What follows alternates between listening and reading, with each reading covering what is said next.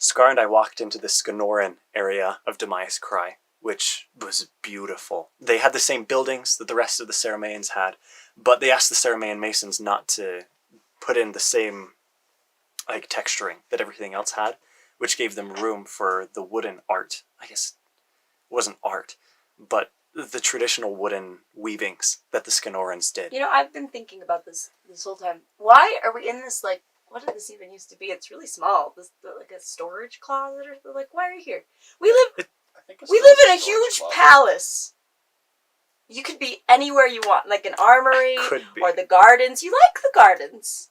I love the gardens. Then why would you not film there? Because you would interrupt me in the gardens. Well, and I got through. Clearly, you can't avoid that wherever you go. Without okay. You finding me. I might film in the gardens. At this point. Yeah. I mean, it's a giant palace. Or just find another place. This is just boring. I don't know how those 4 people have kept watching. The story's something of its own accord. I don't need to film from the top of Mount Doom. Yeah, but that'd be a lot more interesting. No, I could. Nope. Uniformity.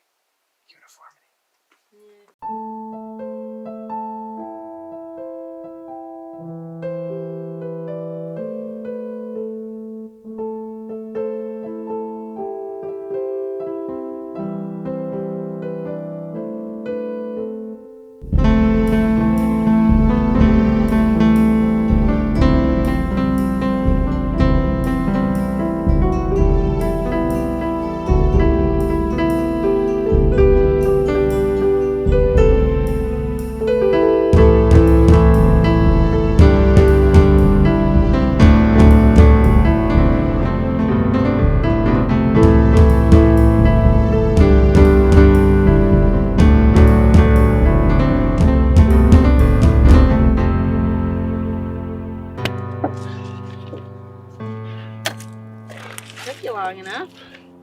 Yeah, good thing you chose an easy spot.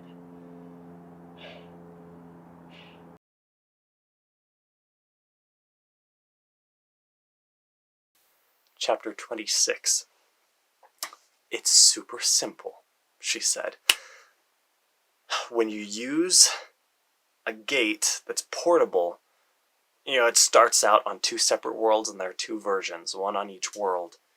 When you first use it, you combine those 2. And so you just have the one part that's left on the world that you traveled to, which is why you don't leave a portal behind when you use a portable thing. Particles still stay where you left it, but the gate that you actually have on the world where you're at can move around wherever, and it still connects to the same place. I said, I thought you said this was going to be simple. And Kessel groaned. She said, we're just going to be doing the opposite, okay? Everything is connected between worlds, right? She tossed me a rock.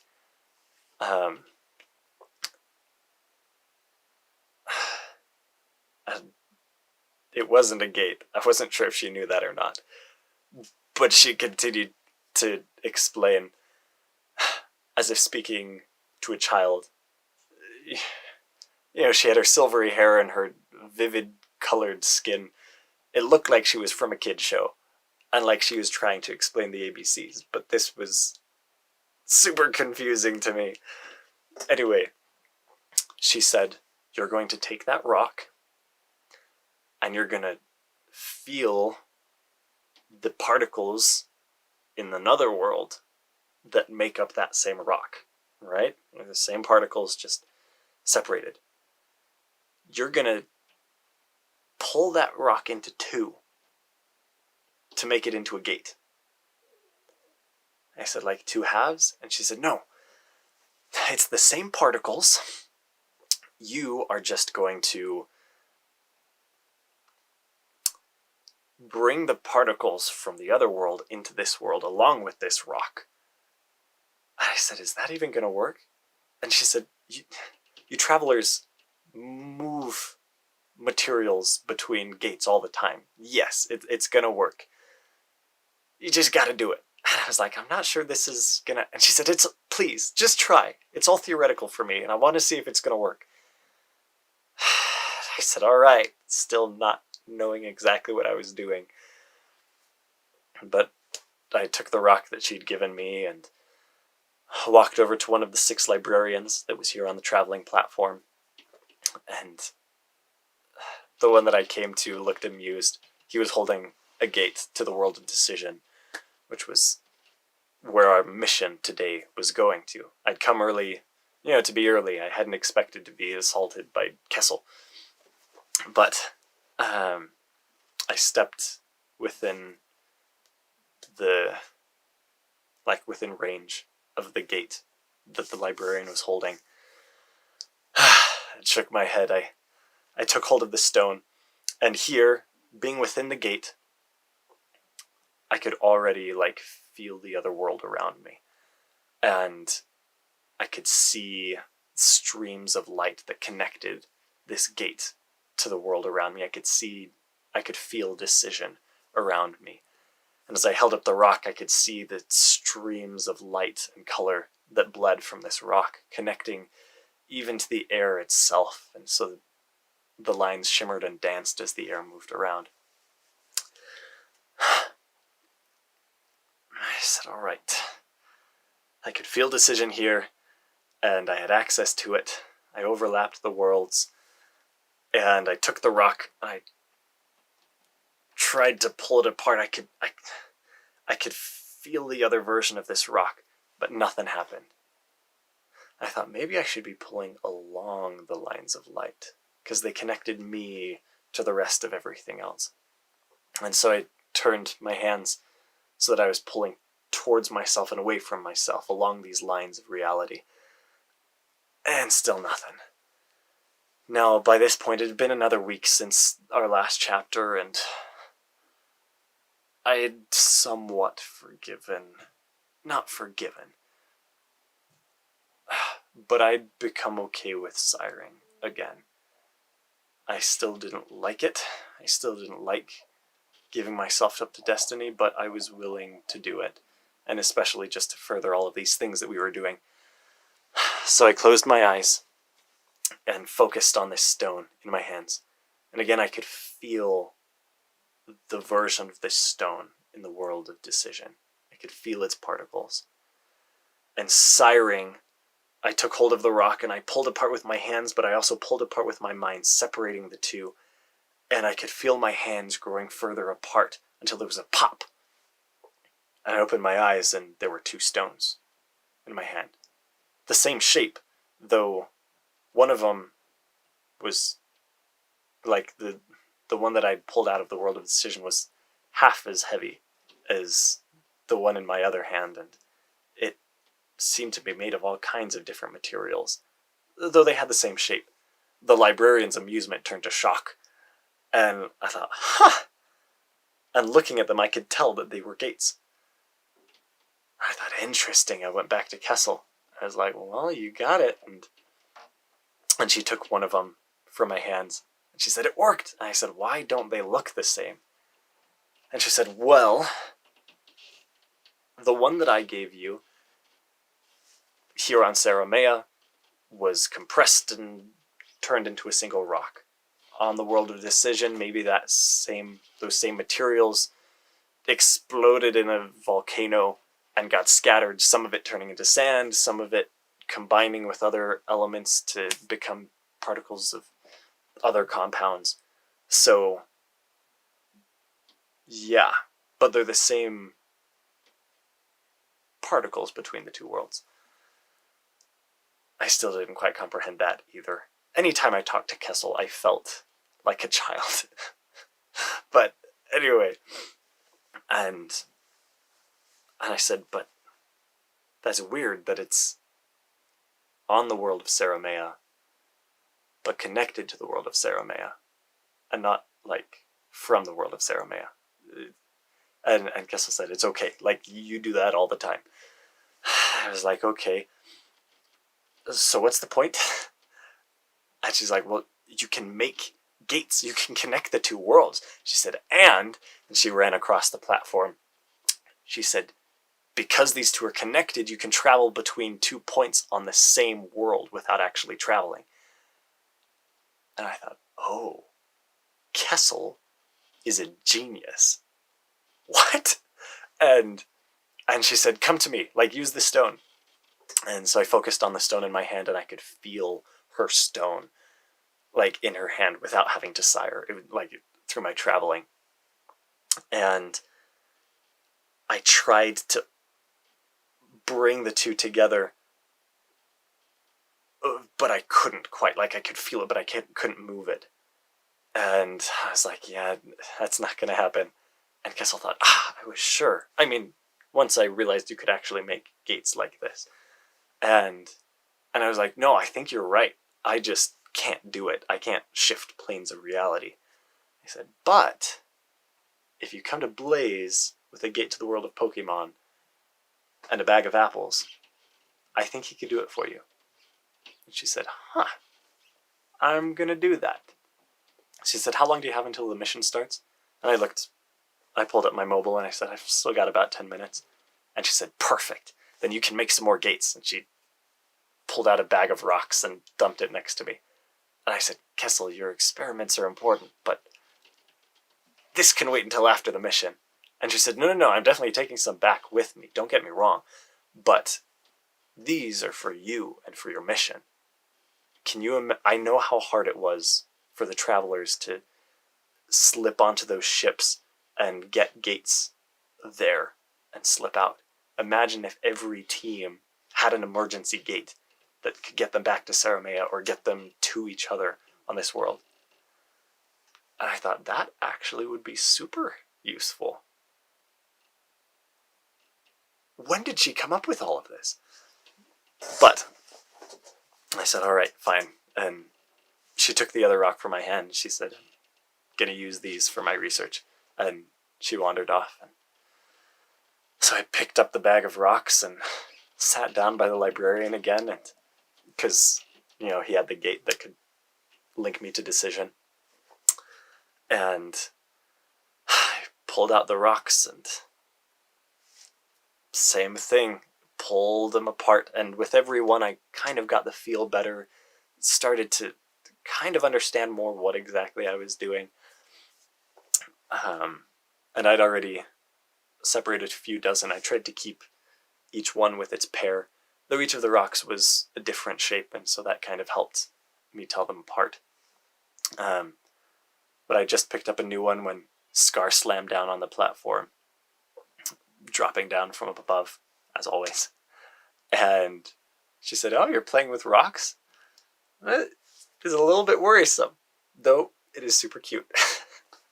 I said, ha. I pulled, and then that's right, yeah, I pulled the gates apart, and she said, what are you doing? And I offered the one to her, and she was like, it's a gate? Did you just... I said, yep, I'm making gates. And that blew her mind. I told her to stick the other one in her pocket as I slipped my version into the scabbard. I said, we can use it to get to each other in an emergency. I said, nice jacket, by the way. It looks just like the original. And she slipped the thing into her pocket, and she said, thanks. It was a nice brown leather jacket, just like her old one. She said it took me a lot of finding, and I had to go back to the tailor at the end of the universe, but it's worth it. I'm back in business. And I could tell that meant a lot to her. A week ago was the first time she'd really been able to take care of her old jacket. She'd kind of wanted to just forget about it, but she needed her things. And just releasing the flood that she'd captured in the jacket took a whole day and a place to find, and it took finding a place to hold 1 million gallons of water. She'd spent nearly the entire day just holding the jacket up, releasing a torrent of water, her arms soaked in the cold. I don't know how she did it. Once the flood was gone, she had looked through all the rest of her stuff, the food. was all gone. Like, completely useless, and a lot of her, like, emergency and survival supplies had been ruined as well. Her weapons were, for the most part, fairly well off, but she'd had to build up a lot of the stuff that she'd been missing. I can imagine how good it felt to have it all back again. Anyway, by this point, our soldiers had come. We had all the members of the Yall Guard, which we'd just established. The Yall Guard being the Seer Guard, the Travel Guard, and our military, all in one. And there were, a few dozen Ceremaians, again, that had agreed to be part of this mission to look into decision. As we all gathered together, Sestian and Firando explained what the mission was going to be, that there were 6 ships that the Profithians had finished making on the World of Decision, starships, and not starships, airships. They looked like starships, though. And they'd taken off at different times throughout the last day. And while we could have just destroyed them, the council had decided that there were some valuable things that we were going to learn by letting them go through their plans to some degree before stopping them, because we were confident that we could stop them, and we had a good plan set in place, and our spies had done a lot of reconnaissance to figure out what exactly we needed to do. We still weren't sure if they were attacking or fortifying or what exactly, but we were going to be ready. And Sestian and Ferrando explained that there were going to be 6 people per team, 1 team per ship. Each one would have at least 2 travelers, 1 seer, and 3 of the military. One of the one of the travelers and one of the military would go to find the anti-searing technology, and they would take that out. And once that was taken care of, then the seer and one of the military would go into the main cabin of each of the ships and take over and stop what was happening. Meanwhile, one of the travelers and one of the military would stay at the gate the whole time. We'd hoped to have everyone come through at the same point on each ship, because the ships were identical. But that was a little bit hard. Our travelers weren't able to, do whatever they wanted on these ships, and it was hard to just get in the first place. And so we were coming through in different spots, which honestly was probably good to keep the Profithians guessing. But we were ready to go. And they split us up into our different teams, and we each went to the librarian that was going to let us in and keep guard on this side to let us back to Ceremea when the time came. And my team got together, and I recognized some of them. I didn't really know anyone that well. Not like they had known each other, because we'd been doing all of these missions to clear out Ceremea. But they all knew me, and so it kind of worked out. And I was able to sire to get the gist of them, which I didn't like to sire, to get to know people.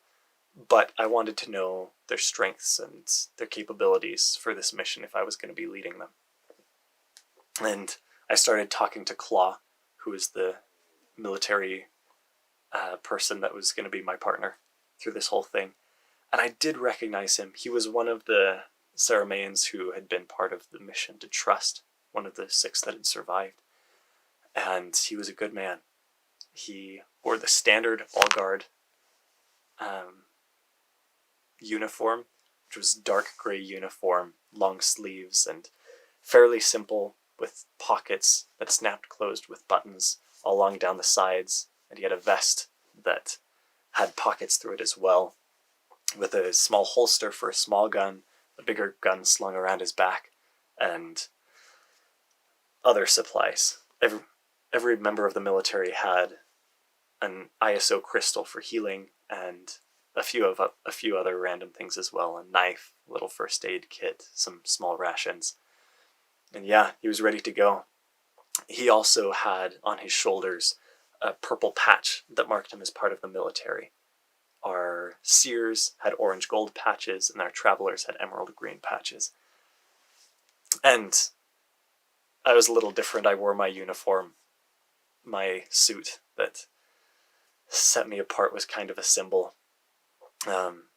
We'd had to make a new one, but it felt just as good as the old one. Sturdy, with the glowing crystals along the sides that marked me as G. Once everyone was settled, we turned to Itaro, our librarian, and we waited for the command for us to go to our specific ship, because we had specific timings that we were waiting on. And as soon as we were all ready, we went through. And we came through into a sleek, futuristic-looking ship. Everything was metallic, and there were blue lights, like blue rods that shone light, running through the room and into the hallways that split off from this room. And we could tell it was ISO, the same ISO that Kessel had explained to us was kind of the opposite of the Ervin ISO that we dealt with on Trust. That this stuff lent control and power and speed to anyone that was around, though I didn't feel any increase, so something about the tubes must have diverted that to other places on the ship, just leaving light here. All the same, we were ready to go. We nodded to Damon and Ilian, who went off to find the anti-searing technology, and we made sure that the other four of us were set. And I finally turned to Claw and I said, would you feel comfortable going ahead and scouting out? I'd been training still more, and I felt capable of going out even before the anti-searing technology was taken down. And he said, if you think we can, I can cover you. I said, all right. And with that, we went down the widest hallway. The hallways weren't big, but Prophithians are big, and so they were completely fine. A little bit cramped on the sides because of all of the equipment and gadgets and things that lined the hallways that were there. And as we were making our way along, over my earbuds, Scar's voice came over to all of the team leaders. And she said, watch out. There are travel traps. I just lost Chinessa to one. Be careful moving around these ships. And I relayed the information to the rest of my team, and we continued cautiously as we went through the hallways. Still, Claw tripped one and almost fell through. I could feel worlds overlapping around me, and I held them in place and held Claw on the world of decision as I brought the worlds back away from each other. And holding them apart, I looked to see where the travel trap was. And I found behind a spherical gauge with a needle that spun around in a circle, was a Zelen ISO crystal, but covered so it didn't shine out, and part of a little contraption thing to hold it open. I used Talonthorn to pry it off of the wall and stuck it in my scabbard for Kessel to look at later. Once it was in the pocket, I didn't have to worry about holding the worlds apart. But yeah, that was definitely something to watch for. We continued to make our way along, and we heard someone coming down the hallway. And so we went to duck into a branching corridor. But before we could get across, we saw 6 Prophithians coming down the way. They wore the same silvery suits that the Prophithians on Demaya's Cry had worn, but these had lighter armor, full helmets with blue lights shining out of them. Though when they raised their guns, they still shot the same green blasts, though a lot more accurately than any of the Prophithians we'd fought before. I had to use Talonthorn to block the blasts. I didn't have Destiny, but I'd been training enough and I had enough speed with Talonthorn that I was able to block them as we ran around the corner. And we made our way down a little bit. I said, okay, what are we going to do about this? And Claw said, these Prophithians are much better. All the other ones we've faced are Kerub. And I mean, it was absolutely true. And the others we would have faced would have waited for us to come out, but these ones, they came at us around the corner, like knowing that we weren't ready. And Claw went down on one knee, pulled out his gun, ready to fire back. And I held out kind of to the side of him to block with Talonthorn. And 3 Prophithian heads came around the side, each layered over one another, and they each began to shoot at us. And I was able to block some of the blasts. I wish that I could have sired, though I realized, like, I wasn't able to sire, but I was still a traveler, and I'd been training to be better with that. And there was one point during the fight of Nightfall that I'd used a portal to block things. I'd been underground at the time, so I was able to block it with the ground on the other world.